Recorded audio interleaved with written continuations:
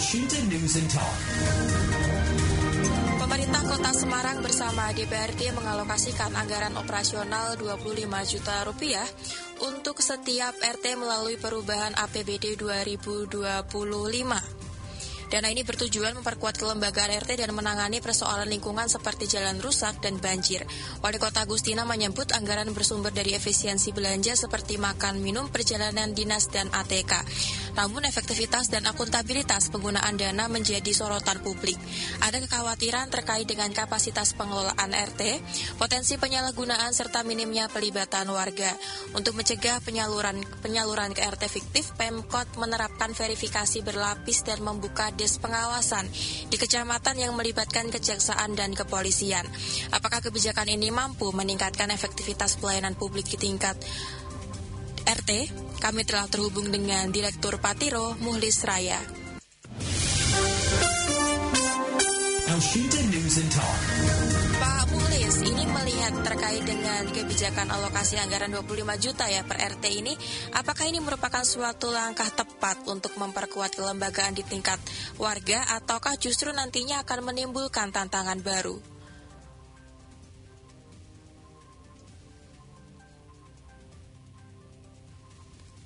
Halo Pak Muhlis? Ini kedengeran Pak? Iya, baik. Kedengaran Bapak? Oke, ini program ini kan lahir dari janji politik Wali Kota Semarang ya, yang kemudian itu merasa bahwa janji politik itu harus direalisasikan gitu kan.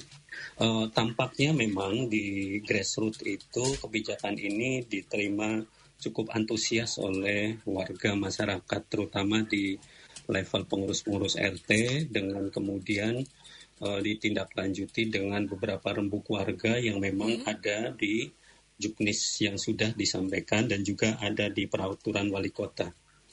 Tapi kemudian ada beberapa catatan dari kami adalah bahwa yang pertama memang yang namanya masyarakat itu ketika dikasih bantuan baik berupa hibah, katakanlah hibah operasional berupa dana, pasti mereka akan senang gitu kan. Tapi kemudian apakah program ini memberikan dampak atau mempunyai capaian yang cukup bagus terkait dengan kalau dikatakan sama Bu Wali itu kan berkaitan dengan target yang ada di RPJMD, terutama dalam misal konteks pengentasan kemiskinan atau ketahanan pangan. Jadi di sini saya sedikit mempertanyakan terkait dampak atau capaian yang kemudian pengen dicapai oleh pemerintah Kota Semarang. Terus kemudian ada beberapa catatan bahwa kalau kemudian pemerintah kota mengatakan bahwa itu minim transparansi, saya pikir itu oke, harus terus didorong gitu kan. Tapi juga jangan memberikan komentar negatif juga terhadap apa yang selama ini sudah masyarakat berikan dengan pola-pola keswadayaan gitu kan. Jadi pemerintah kota itu jangan curiga juga sama pengurus di level RT gitu kan. Karena selama ini kan mereka juga bekerja secara ikhlas gitu kan. Iya. Apalagi kemudian ada transparansi di level RT, itu saya pikir itu juga cukup bagus itu. Jangan sampai ketika pemerintah kota memberi bantuan, katakan bantuan operasional, tapi di sisi lain pemerintah kota juga mencurigai itu juga nggak cukup bagus ya. Iya. Untuk kemudian karena dana seperti itu kalau misal ya walaupun itu cukup antusias, beberapa warga juga mengatakan bahwa itu tidak terlalu banyak itu dibanding dengan keribetan dalam melakukan nanti SPJ-nya misalnya. Malahan seperti ini Mbak, ada kecenderungan misal nanti muncul konflik di masyarakat, terutama kepercayaan ya. Ini bisa menimbulkan distrust juga antara warga dengan pengurus RT, itu bisa pertama yang terjadi. Yang kedua adalah ini berkaitan dengan sebenarnya ini kan kalau berkaitan bantuan itu kan politik anggaran ya. Politik anggaran itu memang ini yang saya kritisi adalah pas dulu di kampanye itu biasanya yang digembor-gemborkan adalah ini ketika nanti ada bantuan operasional misal, kemudian nanti warga atau di level RT itu misal nanti nggak usah ada iuran-iuran lagi. gitu. Itu pas di awal kampanye seperti itu. Tapi kemudian ketika sekarang sudah dilakukan itu prosesnya, kemudian pihak pemerintah kota mengatakan bahwa oke, bantuan ini adalah bantuan pelengkap dan tidak mengurangi keswadayaan warga gitu kan.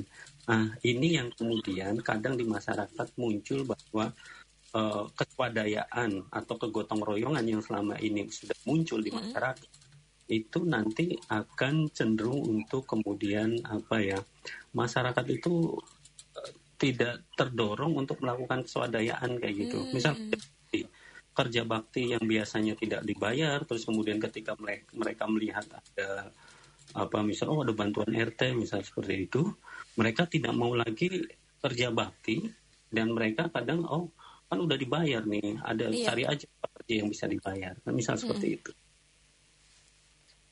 Itu salah satu catatan dari kami, Mbak. Baik, Pak Muhlis. Yeah. Ini kan bicara terkait dengan anggaran 25 juta ya. Tadi kan disebutkan nanti akan memunculkan mungkin ada konflik antara warga ya dengan. Tapi ini sebelumnya ada pendengar yang sudah menunggu ya, Pak Toto dari Gunung Pati. Baik, belum ada. Kita tunggu ya terkait dengan Pak Toto dari Gunung Pati terputus, kita sambungkan lagi. Menyambung pertanyaan saya tadi terkait dengan dana 25 juta. Itu kan nanti bisa saja menimbulkan konflik ya antara masyarakat dan juga dengan nanti pengurus RT. Nah, itu nanti ketika ada konflik seperti itu dengan anggarannya kan katakanlah cukup minim. Apakah kemudian ada evaluasi ataupun hal yang perlu diperhatikan oleh pemerintah kota dalam mengantisipasi hal seperti ini supaya tidak terjadi? Iya. Yang pada prinsipnya adalah memang pemerintah kota juga di dalam juknisnya sudah menggambarkan bahwa memang ada partisipasi warga yang di situ yang kemudian harus diutamakan, misalnya seperti itu. Tapi kemudian juga memang di juknis itu juga belum, kalau yang saya pahami dan saya juga mengkritisi adalah pelibatan konteks ini kan, kalau di konteks RT itu kan ada ibu-ibu PKK ya yang lebih berperan gitu kan. Tapi di juknisnya itu memang masih elitis ke pihak RT. RT kalau selama ini itu kan banyakan dikuasai di dalam tanda kutip banyakan sama bapak-bapak ya. Karena kemandirian di tingkat RT itu banyak lebih mandiri di ibu-ibu. Kalau ibu-ibu itu biasanya mereka sudah lebih rutin ya. Kalau di tingkatan RT itu lebih rutin kumpulan ibu-ibu daripada bapak-bapak, itu yang pertama. Ini yang kemudian memang harus ada penjelasan juga terkait bahwa kalau ibu-ibu perempuan misal itu juga bisa mengakses lebih luas juga tentang dana RT itu gitu. Jadi jangan terkesan itu ini uangnya bapak-bapak nih gitu ya. Tapi itu juga harusnya keterlibatan perempuan, ibu-ibu juga harus ada di dalam pengambilan keputusan-keputusan dana RT. Baik, tapi hal semacam ini diatur tidak sih Pak dalam ini anggaran 25 juta ini? Iya, kalau yang saya lihat itu kalau pelibatan aktif misal dari ibu-ibu PKK untuk dana RT itu tidak terlalu banyak disebut di situ. Itu kan yang disebut banyak itu memang karena sebenarnya cenderungnya itu banyak penggunaannya itu lebih ke kegiatan-kegiatan seremonial, misal Agustusan itu kan. Itu sesuatu yang normatif yang memang itu sudah terbiasa dilakukan sama warga RT di kelurahan di Kota Semarang. Itu biasanya seperti itu. Dan itu biasanya kan dilakukan secara swadaya gitu. Baik. Kemudian juga ada yang perlu di-note juga, saya pikir yang sudah cukup bagus itu di situ ada pengalokasian untuk item-item berkaitan lingkungan. Misal pengolahan sampah itu sebenarnya cukup bagus ya, maksudnya itu bisnisnya gitu kan. Tapi kemudian ya memang yang namanya ini kan program awal, kita apresiasi gitu kan. Tapi pastinya kalaupun kita nanti memberi catatan misal di akhir tahun evaluasinya seperti apa, saya pikir ini bisa dilakukan dan juga bisa tidak seperti itu. Baik, Pak Muhlis, ini sudah ada pendengar yang menunggu ya, ingin ikut berbincang dengan kita. Ini ada Pak Toto dari Gunung Pati, kita sapa dulu. Pak Toto, selamat sore Bapak. Silakan Bapak. Ya, halo, selamat sore. Mbak, siapa penyiarnya ini? Anissa, Pak Toto. Mbak Anissa, ya. Iya, silakan. Dengan narasumbernya Pak Mulis Raya, Direktur Patiro Mulis Raya. Oh, iya. Menarik ini, anggaran 25 juta yang masuk ke ini ya, ke mana RT. Saya kok khawatir ya Pak Muklis ya, Mbak Nisa ya, karena khawatirnya saya itu apa, Jal? Khawatirnya saya itu anggarannya nanti disalahgunakan. Penyalahgunaannya mungkin kalau nggak ada pengawasan bisa disalahgunakan seperti dana desa. Dana desa itu sudah banyak kades-kades. Saya punya Pak D itu jadi kerja di kecamatan, di salah satu kecamatan dikasih pemerintahan di salah satu kabupaten lah di Jawa Tengah. Itu dia menyampaikan dari 50-an desa di bawahnya beliau itu yang nggak korupsi cuma 2 desa kelurahnya, yang lain dananya disalahgunakan. Nah ini kalau RT ini mohon maaf ya, bukannya suudon tapi kemudian ada ini kan kayak semacam dikasih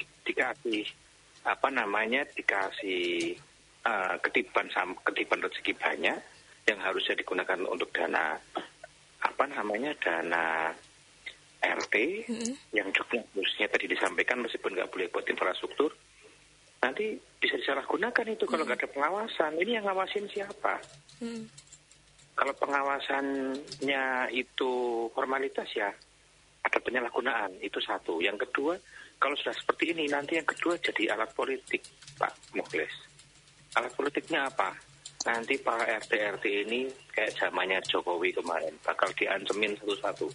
Kalau kamu nggak gerakin warga untuk milih si A, misal nanti di pilihan nanti, kamu tak kasusin loh. Nah itu kan bahaya loh Pak. Nah, gitu. Nah itu gimana itu? Minta tanggapannya dong Pak. Terima kasih. Baik, terima kasih Pak Toto. Bisa langsung ditanggapi Pak Muhlis. Iya. Baik, matur nuwun Pak Toto. Ini memang berkaitan dengan dana hibah itu, saya pikir gini Pak Toto, matur nuwun. Ini kita lihat preferensi warga di Kota Semarang ya Pak. Kalau saya lihat itu memang ada beberapa wilayah ya secara geografis itu. Kalau kita lihat misal ada masyarakat kelurahan yang misal well educated ya, mempunyai perangkat-perangkatnya itu mempunyai tingkat pendidikan yang cukup bagus ini. Dan beberapa juga memang ada yang tidak gitu kan. Nah ini yang mungkin kita tidak berpikir bahwa orang berpendidikan tinggi itu tidak melakukan korupsi kan. Tapi memang ada beberapa RT misal di beberapa wilayah yang selama ini mungkin tidak aktif gitu kan. Nah dengan adanya bantuan ini menjadi aktif kembali, itu yang kemudian ya sebenarnya stimulan ini kan cukup bagus untuk mengaktifasi forum kewargaan yang ada di kelurahan dan lain-lain itu. Tentunya kalau saya lihat oke, di lain sisi itu memang harus ada pengawasan gitu kan.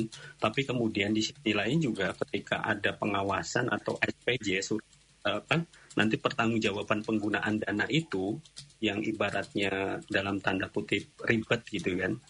Dan tidak terlalu banyak kalau buat beberapa wilayah RT yang kemudian itu dalam kondisi ekonomi yang bagus, tapi kemudian di SPJ-nya kalau saya secara sistem itu saya sudah lihat udah cukup bagus ya, udah cukup bagus. Di situ nanti ada aplikasi, misal ada aplikasi yang dibuat untuk monitoring dan untuk mengupload beberapa SPJ gitu kan. Tapi kemudian ini catatan kami adalah ada aplikasi Ruang Warga yang didevelop sama Pemkot, tapi biasanya memang ini kan aplikasi yang memang beberapa waktu lalu sudah jalan ya. Tapi kemudian ketika nanti digunakan untuk untuk misal upload dokumen berkaitan dengan SPJ, saya pikir nanti konsen khusus juga. Biasanya kan kalau aplikasi pemerintah itu biasanya ketika ongoingnya biasanya error gitu kan. Ini nanti memberikan was-was juga bagi pelaku-pelaku warga di masyarakat gitu kan. Nah kalau untuk pengawasan saya pikir ya semua masyarakat kita harus terlibat juga di situ. Terus kemudian kalau kita sebagai anggota warga harus aktif juga di level warga, kemudian ikut mendorong, misal kalau kita kemudian bukan bagian dari RT, kita mendorong RT untuk melakukan rembuk warga sifatnya partisipatif, itu saya pikir seperti itu, Pak. Tapi kalau kita lihat dari sisi mungkin dari aplikasi ya, aplikasinya itu apakah sudah cukup untuk melaporkan SPJ tanpa adanya nanti kebohongan atau mungkin nanti data-data palsu yang dilampirkan, Bapak? Oke. Ibaratnya kan gini, Mbak, kalau memang ini kan sesuatu yang baru ya, sesuatu kemudian ya kita beradanya ada di tengah-tengah, saya pikir di tengah-tengah, dalam artian bahwa kalau saya lebih moderat ya, lebih independen, kan pemerintah itu memberi duit ke masyarakat, bantuan, tapi masyarakatnya itu juga jangan terlalu dilepas dan juga terlalu diawasi gitu, dalam artian disusah-susahin gitu.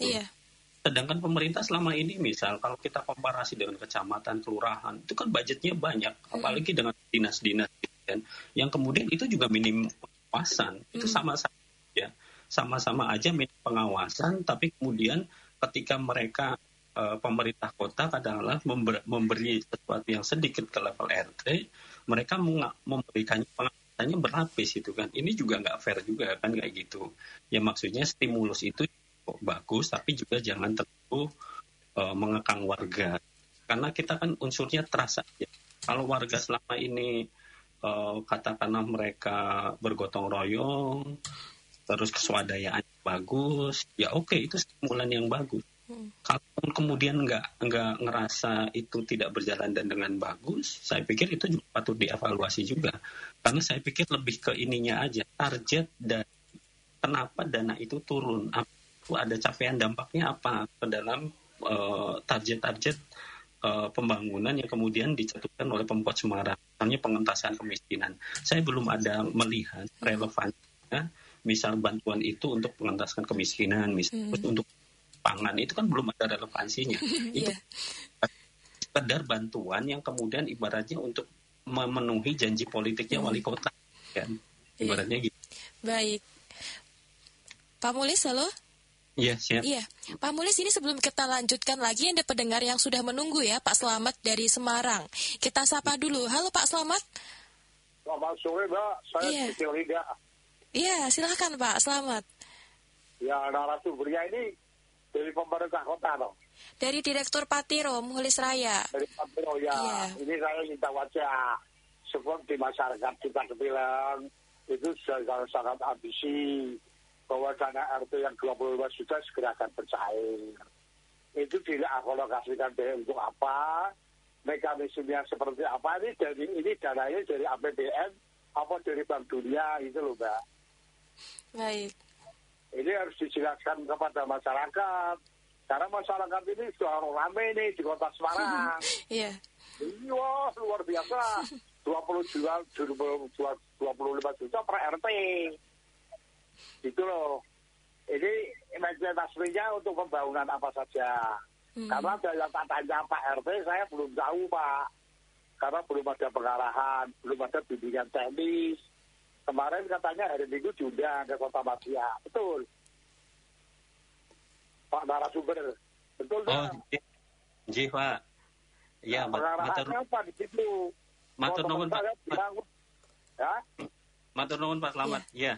Dari pemantauan kami, Pak, nyebut Banten, memang minggu lalu. Ini kami tampung dulu, Pak, ya? Iya. Iya, baik. Pak, ada lagi yang mau disampaikan, Pak Slamet? Ya itu, saya ingin tahu yang uang itu dananya dari mana. 25 juta itu tidak sedikit. Jumlah RT di Kota Semarang kan sekian. Saya sudah 50 tahun di Kota Semarang. Jadi kan hal-hal yang seperti ini saya tanyakan. Karena kita ini sedang ada kerawanan masalah keuangan, Mbak. Terima kasih. Wassalamualaikum. Terima kasih, Pak Slamet. Silahkan bisa ditanggapi, Pak Mulis.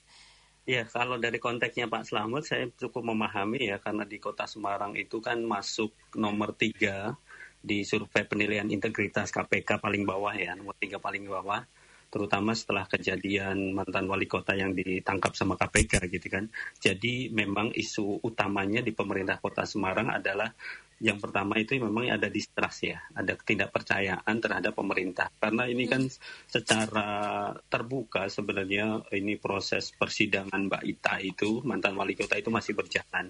Jadi sebenarnya terang benderang di mana kemudian ibaratnya elit-elit di kota Semarang itu sedang mempertontonkan, oh ternyata mereka itu seperti ini gitu.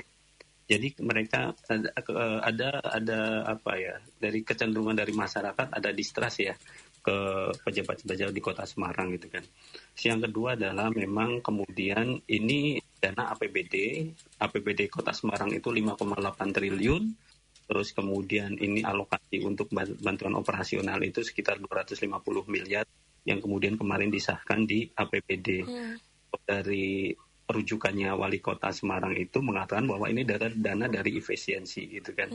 Apakah benar dari dana efisiensi? Saya belum mengkajinya lebih mendalam. Kalau itu dari dana efisiensi dari perjalanan dinas, it's okay, diselain itu kan, itu bagus gitu kan. Tapi kemudian kalau alokasi itu diambil dari dana-dana yang seharusnya dialokasikan untuk infrastruktur, untuk membangun pembangunan gitu kan. Ini menjadi lebih debatable lagi. Harusnya misal apakah dana 250 miliar itu diberikan ke RT itu worth it apa enggak? Targetnya apa? Apakah ini karena ada target politik? Betul kata Bapak itu tidak terlepas dari political interest dari wali kota, karena itu memang janji politik dari wali kota gitu kan. Nah makanya kemudian kalau kita bayangkan misal 250 miliar itu bisa untuk membuat berapa puskesmas di kecamatan kota Semarang. Itu bisa juga untuk mengintervensi ada beberapa sekolah di kecamatan di kota Semarang itu yang tidak mempunyai sekolah SMA misal seperti itu. Kalau dalam pembangunan konteks kajian alokasi APBD dan politik anggaran ini bisa debatable gitu kan. Saya pikir itu ya oke lah, setahun ini kita jalanin dulu. Terus nanti kondisi di masyarakat seperti apa, evaluasinya seperti apa. Kalaupun kemudian yang namanya kebijakan itu kan, apalagi ini janji politik, kalau itu dirasa tidak bagus, kemudian mungkin tahun depan bisa nggak ada gitu kan. Saya pikir juga nggak masalah gitu. Itu kan namanya kebijakan, kita dilaksanakan, evaluasinya harus benar-benar dievaluasi dengan mendalam gitu kan. Kalau nggak berhasil, nggak sesuai dengan capaiannya, saya pikir gunakan dana itu untuk lebih yang proporsional gitu. Saya pikir seperti itu Mbak Anissa. Baik, tapi tadi juga disebutkan ya sama Pak Slamet ini terkait dengan BIMTEK-nya bagaimana Pak Muhlis? Ada juga yang belum ikut BIMTEK nih. Oke, sebenarnya gini Mbak, persepsi masyarakat itu kan memang beragam gitu. Kalau BIMTEK pastinya sudah ada. Minggu kemarin itu Pemkot itu melalui Dinas Pemberdayaan itu yang mengelola dana ini, yang leading sektornya Dinas Pemberdayaan. Kemarin ada beberapa sosialisasi online memang yang ditujukan kepada ketua RW, perwakilan RT gitu kan. Karena ini pikir ya memang waktunya mendesak ya Mbak ya. Waktunya memang kan ini kan ibaratnya kayak kejar tayang gitu kan. Yang kejar tayang ini udah mau Agustusan, biasanya banyak orang itu melakukan kegiatan Agustusan. Supaya bisa pakai dana itu, ya itu pun kemarin kan didok di APBD. Kalau secara sosialisasi memang masih terbatas ya, ongoing. Kemudian dari sisi masyarakatnya sendiri, saya pikir ya tentu tidak semua masyarakat mempunyai akses bagus terhadap informasi. Kalau kemudian RT, ya bisa tanya ke Pak RT-nya, apakah masyarakat ini sering ketemu pertemuan RT? Enggak, karena juga ada masalah-masalah banyak sih kalau di sisi lapangan itu. Ada warga aktif, ada warga yang pengontrak jarang ketemu sama RT-nya gitu. Itu juga normatif juga ya kalau masalah sosialisasi itu kan. Baik, tapi kalau Pak Muhlis melihat ya Bapak ya, dana 25 juta ini untuk RT dengan fokusnya untuk mengentaskan kemiskinan. Apakah kemudian dana ini dikatakan cukup besar ya untuk satu RT? Apalagi kan nanti untuk pengelolaannya kan juga diserahkan kepada RT, apakah nanti mau difokuskan ke salah satu aspek atau yang lainnya. Dalam hal seperti ini, menurutnya Pak Muhlis seperti apa? Iya, kalau target ke RPJMD belum mengarah ke sana, Mbak. Belum mengarah ke sana. Ini memang kalau saya lihat itu, yang namanya bantuan operasional itu kan memang sebatas operasional ya. Dan itu memang di tingkat warga itu juga masih, walaupun sudah ada juknis ya, yang namanya juknis itu perlu dirapatkan, perlu disosialisasikan gitu kan, itu juga masih debat-debat di tingkatan warga gitu kan. Terus kemudian kalau ini itu fokusnya memang fokus ke sosial, kegiatan-kegiatan sosial yang rutinitas sudah dilakukan oleh warga. Berarti kegiatan sosial yang sebelumnya sudah ada dilanjut seperti itu? Betul. Itu malah gampangnya kan seperti itu. Mereka sudah terbiasa melakukan itu, gitu kan.